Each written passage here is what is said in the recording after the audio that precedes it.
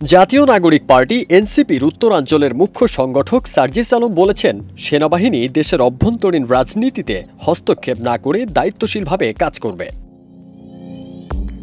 কমিটির পদ পাওয়ার পর এই প্রথম নিজ জেলা পঞ্চগড়ে বিশাল গাড়িবহর নিয়ে যান সার্জিস।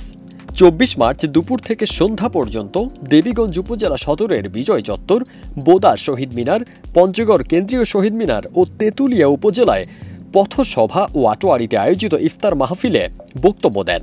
এ সময় সেনাবাহিনী নিয়ে তিনি এ মন্তব্য করেন। এ সময় তার সঙ্গে এনসিপি ও বৈষম্য বিরোধী ছাত্র আন্দোলনের নেতাকর্মীরা উপস্থিত ছিলেন। সার্জিস বলেন, কথা নয়, কাজ করে দেখাতে চাই। আগামীর বাংলাদেশে কেউ আর দলের নাম বা মার্কা দেখে ভোট দেবে না। তিনি আরও বলেন, সেনা প্রধানের সঙ্গে বৈঠকে তার কোনো মতানৈক্য নেই, তবে পারসেপশনের দিক থেকে কিছু দ্বিমত ছিল। আওয়ামী লীগ বা তার কোনো রিফাইন্ড সংস্করণে সেনাবাহিনী সহ অন্যরা যেন হস্তক্ষেপ না করে তা নিয়ে বিশেষভাবে আহ্বান জানান তিনি।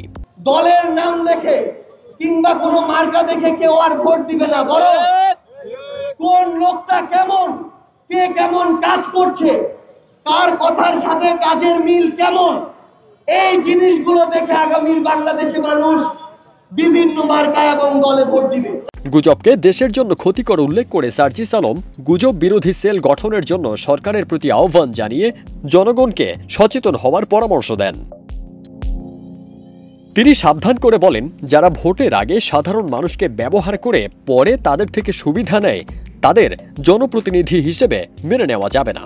যদি আমরা ভুল করি আমাদের শুধরে দিবেন। আমরা অন্ধভক্তি করব না, মার্কা নিয়ে আপনাদের কাছে যাব। যদি কথা রাখতে পারি তবে আমাদের ভোট দিবেন। ফারদিন সানি, দেশ রূপান্তর।